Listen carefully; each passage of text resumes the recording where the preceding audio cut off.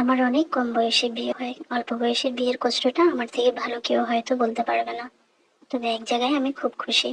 আমি অনেক ভাগ্য করে আমার স্বামীকে পেয়েছি। আমার বিয়ের 10 বছর চলতেছে। আমি আজও মা হতে পারিনি। বিয়ের 5 বছর পরে আমি আমার স্বামী জানতে পারি আমার মা হওয়াটা হয়তো সম্ভব, তবে আশা খুবই কম। তাতে আমাদের দুজনের জীবনে কোনো প্রভাব পড়ে নাই। আমরা দুজন একে অপরকে অনেক ভালোবাসি। তবে কিছু আশেপাশে থাকা কাছের মানুষগুলোর উপরে ঠিকই প্রভাব পড়েছে। তাদের ধারণা সমস্যা যদি আমারই হয় তাহলে আমার স্বামী কেন আমাকে এত ভালোবাসে। আবার বলে অবশ্যই মনে হয় তার বউয়ের না স্বামীর এই সমস্যা। আমাদের শূন্যতার মাঝে এত ভালো আর আনন্দে থাকার খোঁজ করতে করতে মানুষ এটাই ভুলে গেছে আমরাও মানুষ। তবে আমাদের মাঝে কিছু আছে যারা আমাদের জন্য ভাবে, আমাদের শূন্যতা ছাড়াও আমাদের ভালোবাসে। আমার শ্বশুর শাশুড়ি বাবা মা সবাই আমাকে অনেক সাপোর্ট করে, ভালোবাসে। আমার জীবনের সন্তান ছাড়া সবাই আমি পেয়েছি আলহামদুলিল্লাহ। আমার স্বামীরা 2 ভাই, আমি ছোট বউ। বিয়ের আগে জানতাম শ্বশুরবাড়িতে বড় বউয়ের দায়িত্ব অনেক বেশি। ছোট বউরা গায়ে হাওয়া লাগিয়ে চলে, শ্বশুর শাশুড়ির প্রতি বড় বউদের দায়িত্ব বেশি থাকে। তবে বিয়ের পরে আমার জীবন উল্টোটা হলো। সংসারে আমার আর আমার স্বামীর দায়িত্বটা একটু বেশি। কারণ আমার বিয়ের আগে থেকেই আমার স্বামীর ভাই, মানে আমার বাসুর, বউ নিয়ে তার শ্বশুর বাড়িতেই থাকে। তার বাবা মায় খুব একটা মনের মিল ছিল না। তিনি তার বাপের বাড়িতেই থাকতো আমার বাসরকে নিয়ে। বিয়ের পর আমিও অনেকটা হিমশিম খাচ্ছিলাম শ্বশুর বাড়িতে। তবে বাবার বাড়ির শিক্ষা, স্বামীর সাহায্য হয়ে আমি পাকা গৃহিণী হয়ে উঠি। সবার আদরের আর যোগ্য হয়ে ওঠার জন্য আমাকে 10 বছরে 10,000 বার পরিবর্তন করতে হয়েছে নিজেকে। আমি নিজেকে আজকে নিজেই চিনি না, তবে খুশি তাতে। আমি আমার শ্বশুরবাড়ির সবার চোখের মনি হতে পেরেছি। আমার বাসুর এবং তার বউয়ের সাথেও আমার সম্পর্ক অনেক ভালো ছিল। তারা আমার তেমন ভালোবাসতো না, তবুও আমি আমার স্বামীর জন্য তাদেরকেও খুব ভালোবাসতাম। আমার সন্তান নেই বলে আমি আমার স্বামী তাদের সন্তানদেরকে অনেক ভালোবাসতাম। যা চাইতো এনে দেওয়ার চেষ্টা করতাম। তবে তবে তাদের হিংসার কাছে আজ আমি হার মানলাম। তারা তো বললাম বাপের বাড়িতেই থাকে। দূরে থাকলে শ্বশুর শাশুড়ির জন্য একটু আদর থাকবে, এটাই স্বাভাবিক। আমার শ্বশুর শাশুড়িকে নিয়ে যাইতো প্রায় বাপের বাড়িতে বেড়ানোর জন্য। ওখানে নিয়ে আমার বিরুদ্ধে তাদের কুপরামর্শ দিত। তো যা হবার তাই করতো। জায়ের বাপের বাড়ি থেকে এসে আমার শ্বশুর শাশুড়ি আমার হাজার দোষ খুঁজতো। কাজের মধ্যে হাজার ভুল খুঁজে বেড়াতো। আমি হাজার ভালোবাসলেও তারা আমার কোনটুকু খুঁজে বের করতো। আমি কিছু হলেই বুঝতাম আমার শ্বশুর শাশুড়ি তো এমন না, ওইখানে গেলেই আসার পরেই আমার সাথে ঝামেলা করে। তাহলে তো অন্য সময় এমন করে না।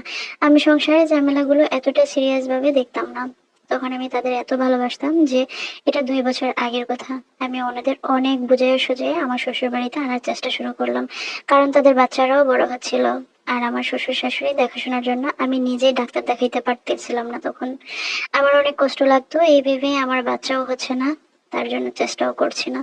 তখন তারাও তখন তারাও বুঝতে পারলো। তারাই 2 বছর আগেই আসলো। আমি তাদের সাথে একসাথে খাওয়া দাওয়া করি, তাদের আলাদা করি না। সন্তান না থাকায় আমি অনেক একা অনুভব করতাম। তাদের একসাথে নিয়ে সংসার আবার নতুন করে শুরু করলাম, কিন্তু আমার বড় যা, সে সহ্য করতে পারলো না। আমার শ্বশুর শাশুড়ি স্বামী এত ভালোবাসে কেন, সে এখানেও আমার শাশুড়িকে কুপরামর্শ দেওয়া শুরু করলো। বলে আমায় দেখে শুনে রাখতে, আমি এখনো বয়স কম, বাচ্চা নাই, যদি কারোর সাথে চলে যাই। আমার সামনেও একদিন এমন কথাই বলল। আমি খুব কষ্ট পেলাম।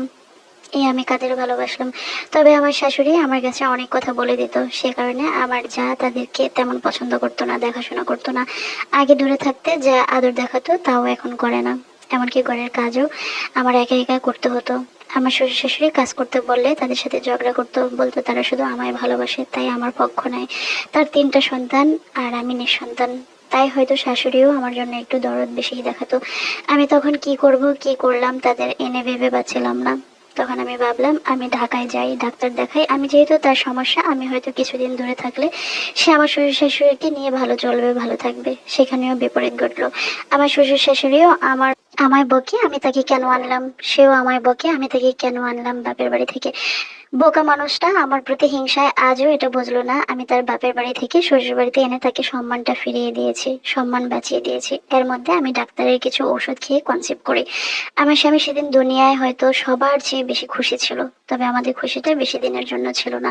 আমার মিসক্যারেজ হয়ে যায়। আমার অনেক আত্মীয় আমার সান্ত্বনা দেওয়ার জন্য ফোন করছিল। আমার শাশুড়ি এত কান্না করছিল বাড়িতে যে অন্যরাও কান্না করছিল। সে শুধু এটা বলে কান্না করছিল, আমার বউটার সাথে কেন এমন হয় বারবার। আমি তাদের মনে এই জায়গাটা নিতে পেরেছি। বিশ্বাস করেন, অনেক অনেক কষ্ট করছি জীবনে। এর মধ্যে আমার যা আমার শ্বশুর শাশুড়ি থেকে আলাদা খাওয়া শুরু করলো।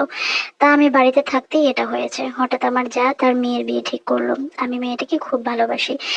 আমাকে দাওয়াত পর্যন্ত দিল না। আমার স্বামীকে বিয়ের সব কাজেই তাদের কাছে ডেকে নিত, একটাবার আমাকে বলে নাই। হয়তো তার টাকার জন্যই তাকে ডেকেছে, না হলে তাকেও বলতো না।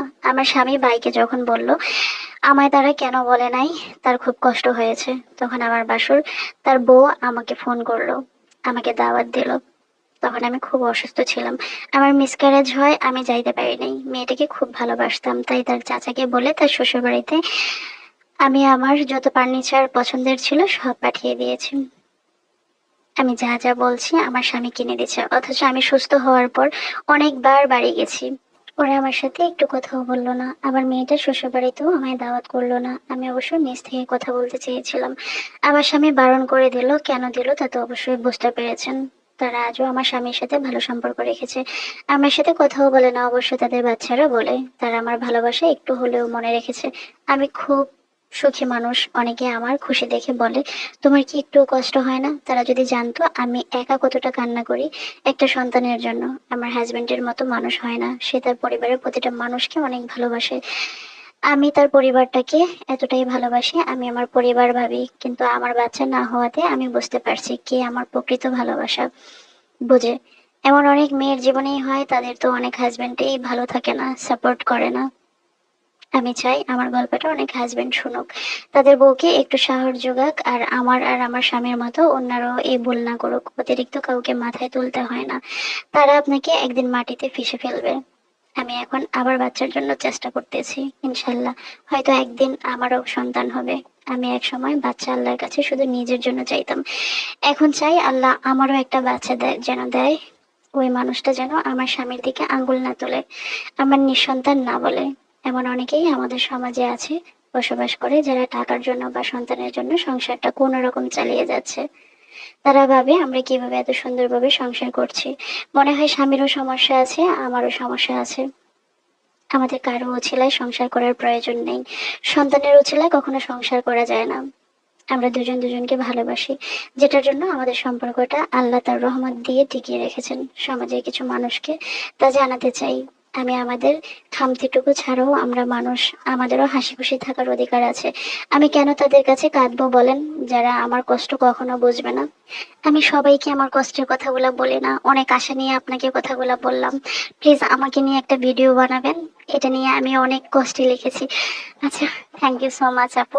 আহ, উনি আসলে এটাই বলতে চাচ্ছে যে উনি বিস্তারিত আমাকে আরো অনেক কিছু ডিটেলস লিখে পাঠাইছে। আপুটার নাম আমাকে একেবারে শো করতে নিষেধ করছে, কারণ উনি ওনার অনেক রিলেটিভস কে এই ভিডিওটা হয়তো পাঠাবে। যাই হোক, সবকিছু মিলিয়ে আপু আপনাকে ধন্যবাদ অনেক সময় নিয়ে আমাকে গল্প পাঠানোর জন্য। আর উনি আসলে এই জিনিসটাই বলতে চাইছে যে বাচ্চা কোনো ফ্যাক্ট হইতে পারে না একটা সুখের সংসারে। তো উনি অনেক নিজেদের আপন মানুষের কাছ থেকে অনেক রকমের আঘাত পেয়ে উনি এ পর্যন্ত, বাট সবচেয়ে মূল কথা হলো ওনারা অনেক স্ট্রং আছে, ওনারা অনেক হ্যাপি আছে, হাজবেন্ড ওয়াইফ দুজন। সেলুট ভাইয়াটাকে, কারণ এটা হয় না। হয়তো ভাইয়ারও অনেক বড় প্রবলেম আছে, প্রপারলি আপু কিন্তু বলে নাই কার প্রবলেম। ভাইয়ারও প্রবলেম থাকতে পারে, কিংবা আপুটারও প্রবলেম থাকতে পারে। সবচেয়ে বড় অ্যামেজিং বিষয়, ওনাদের মধ্যে কখনো হাজবেন্ড ওয়াইফের মধ্যে বাচ্চা নিয়ে প্রবলেম হয় নাই। এটা আমার কাছে সবচেয়ে বেশি অ্যামেজিং লাগছে। আর যেটা বলছেন যে আসলে কাউকে এত বেশি মাথায় তুলতে হয় না, আপু এটা 100%। এখনকার সোসাইটিতে কারোর জন্য অনেক বেশি করতে হয় না, লিমিট বজায় রেখে চলতে হয়। কারোর সাথে বেশি হি হি হা হা করাটা উচিত না। যতটুকু সম্ভব ততটুকু জাস্ট নিজের মানে ওয়েট ধরে রাখতে হয়, কারোর জন্য নিজেকে বিলাই দিতে হয় না। যত কম করুন সেটা না, যত বেশি করে আপনাকে আপনি সরিয়ে রাখতে পারবেন। কখনো কারো কাছে নিজেকে বিলাইতে হয় না, তাহলে সস্তা হতে হয়। যেমনটা আপনি এবং ভাইয়া হয়ে গেছেন, যে অন্যদের জন্য এত বেশি করছেন, এত বেশি করতেছেন, এই জন্য সস্তা হয়ে গেছেন। কখনো নিজেকে সস্তা করা যাবে না। আর আপনার জন্য অবশ্যই আমার অনেক বেশি খারাপ লাগে, আজকে 10 বছর আপনি সংসার মানে চালিয়ে যাচ্ছেন, কিন্তু এখনো কোনো সন্তান হয়নি। আমি খুব দোয়া করি ভেরি সুন আল্লাহ যেন আপনাকে একটা সন্তান দিয়ে দেয়, যে আপনার যে অপ্রাপ্তি সেটা যেন অবশ্যই আল্লাহ প্রাপ্তিতে পূর্ণ করে দেয়। কারণ আপনার মতো হাজার হাজার মেয়ে আছে, ছেলে আছে, যাদের ছেলের প্রবলেম না হয়, মেয়ের প্রবলেম, সেটার জন্য বাচ্চা হয় না। বাচ্চা কখনো একটা মেটার হতে পারে না, বাচ্চা কখনো সুখের মধ্যে ঝামেলা হতে পারে না। এরকম অনেক আছে যে বাচ্চা হয় না, বাচ্চা সংসার নষ্টের কারণ হতে পারে না। দুজন অনেক বিন্দাস থাকুন, হ্যাপি থাকুন, আল্লাহ আপনার জন্য যেটা নির্ধারণ করবে সেটা টুডে টুমরো আপনার কাছে আসবেই। আর আত্মীয়তার সাথে কখনো এত বেশি মেলামেশা ভালো না। ওয়েট রেখে চলতে হয়, ওয়েট কখনো নষ্ট করতে হয় না। আর আমার অনেক বেশি ভালো লাগছে আপুটা আমার মাধ্যমে ভিডিওটা করে উনি অনেক মানুষকে শোনাইতে চাইছে গল্পটা, এটা আমার কাছে অনেক বেশি ভালো লাগছে। কারণ সংসার জীবনটা আসলে স্ট্রাগলের জায়গায়, এখানে আপনার জন্য সবকিছু সাজিয়ে গুজিয়ে রাখবে না। এই যে আপনি একটা কথা বললেন না যে আমি তাদের জন্য 10 বছরে 10,000 বার নিজেকে ভেঙে চুরে আবার পরিবর্তন করছি, এই জিনিসটা অ্যামেজিং ছিল। এটা আসলে একটা মেয়ের পক্ষে সম্ভব হয় না। মেয়েরা কখনো নিজেকে ভেঙে চুরে আবার 10,000 বার তৈরি করে না।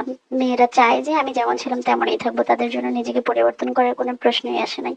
কিন্তু আপনার ভিতরে ওই জিনিসটা কখনোই মানে ছিল না। আপনি 10,000 বার নিজেকে ভেঙে ছুঁড়ে আবার নতুন করে তৈরি করছেন যেন ওদের মন মতো হতে পারেন। আল্লাহ আপনাকে সেটা করছে। তো সবকিছু মিলিয়ে ভালো থাকবেন, আমি দোয়া করি দুজনে মিলেমিশে থাকবেন। সোসাইটিতে কখনো ভালো মানুষ খুঁজে পাবেন না। আমাদের সোসাইটি এখন এমন একটা জায়গায় গিয়ে পৌঁছাইছে যেখানে শুধু হিংসা গিবত, কাকে কে কিভাবে ক্ষতি করতে পারবে সেটা নিয়ে ব্যস্ত। দুজনে হাসি খুশি থাকেন, ভালো থাকুন, বিন্দাস থাকুন। আল্লাহ যদি আপনাদের কপালে বাচ্চা, শুনেন আপু, বাচ্চা যদি আল্লাহ আপনাকে না দেয় আপনি কখনো জোর করে নিতে পারবেন না, এটা পসিবল না। দুজন টাইম স্পেন্ড করুন, অনেক ভালো ভালো সময় কাটান, এটাই অনেক বেশি। ওই যে মানুষ বলে না আমার সুখ দেখে তুমি জ্বলবে তাতেই আমার চলবে, ওই রকম।